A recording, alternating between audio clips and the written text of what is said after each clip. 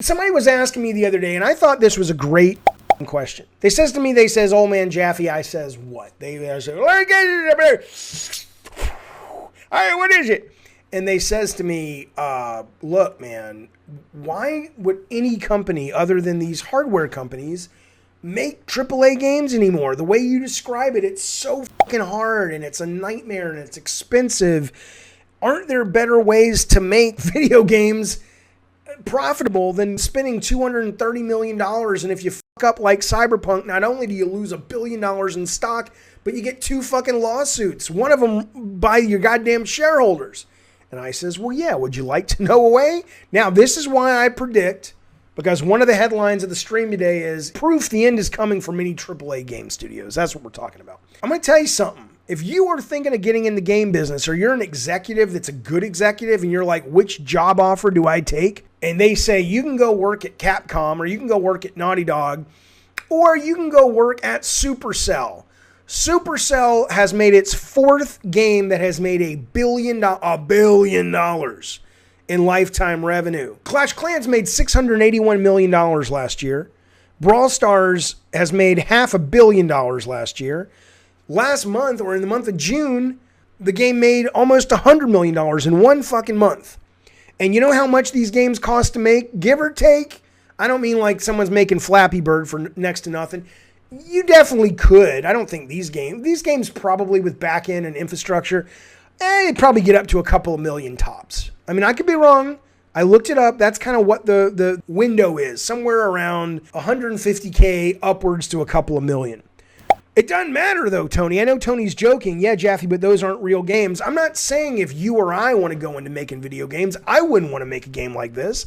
I'm just saying that the idea, Capcom and Ubisoft and EA and all the companies that are basically not hardware manufacturers that make games, the vast majority of them are not doing it out of the goodness of their heart.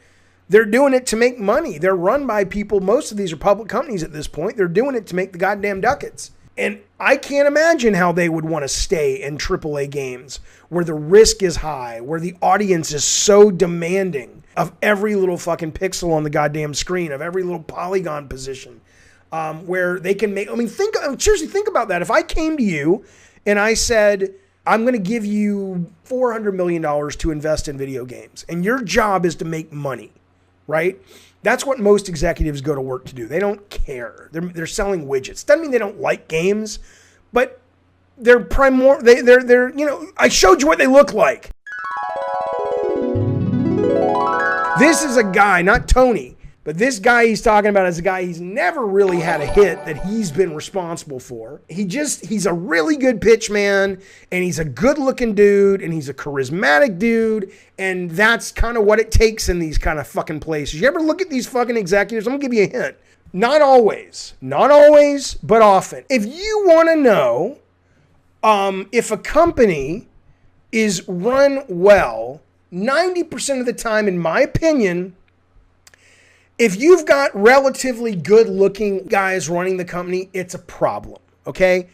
Because relatively good-looking or really good-looking guys, have you seen the guy who fucking runs, have you seen Strauss Zelnick, whatever the fuck his name is? Strauss Zelnick. This guy runs Take-Two or 2K or whatever the fuck it's called. Look at this guy. Look at this guy. What's the new series he's in on ABC this fall? I mean, what the fuck, right?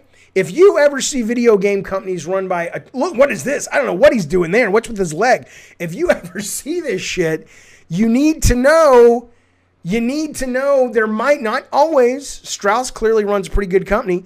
You need to know that there might be a problem because most of these people are from marketing. They're from PR. They have political science degrees. They have legal degrees. The people who invented this fucking business, the people who make games and know how to get under the goddamn wheels of the fucking truck and you don't rebuild the engine from under the wheels, but you know what I'm saying. The people who know how to make this shit aren't these guys. And the more these people come in, the more it seems like you get this boys club bullshit crap mentality. And your job is to make money, right? That's what most executives go to work to do. They don't care. They're selling widgets. Doesn't mean they don't like games, but I showed you what they look like. You think his priority is coming home and trying to sort of prestige Call of Duty in eighth time? No. He needs another yacht. He's not looking to fucking, get the platinum in Miles Morales. You know what I'm saying? He's got a pile of cocaine, 3 supermodels, and a yacht waiting for him when he gets home tonight. That's what Strauss Zelnick, allegedly, I'm not even saying allegedly, I don't know the guy. I met the guy once. I'm just saying the 1%ers are not going home and platinum Miles Morales, in my opinion, okay? Yeah, exactly, Eddie. He doesn't want to go home and read up on Dark Souls lore. If I looked like that, I wouldn't want to read up on Dark Souls lore. If I looked like that, I would be doing shit like this. I would be going, let's see, what is her name? Elizabeth Olsen. I would be like, I'd just be going through here sending pictures to my assistant going, get me her number. I want to go to dinner with her tonight. Get me, that's what I would be doing.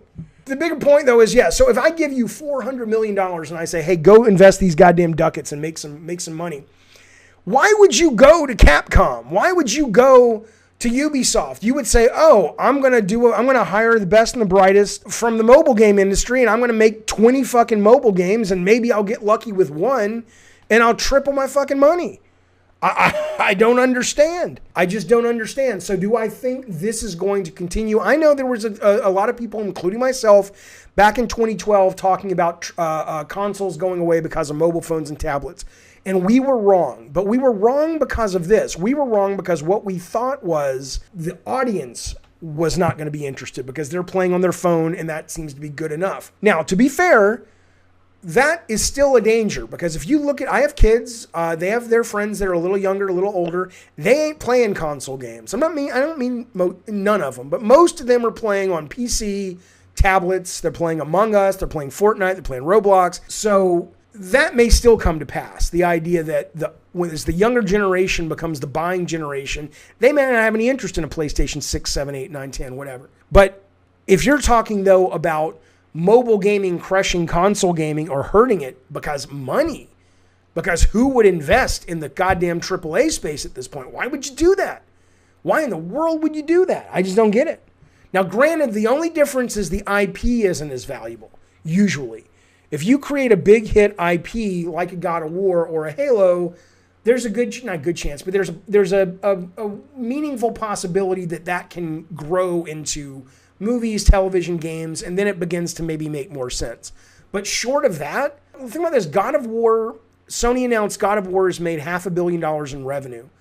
That game came out in 2018. 2018, that's 3 years ago almost when that game came out. And it just crossed the $500 million revenue mark. Not profit, I don't think. I think it was just revenue. This fucking game, one of their games made $100 million in a month, and they had 3 other ones that made $1 billion over their lifetime. Come on now. And they cost nothing. God of War cost close to $200 million. These games cost $800,000. Come on, man. Kids play Fortnite 24/7 now every day. I don't know, man. Don't they get bored, Abad says.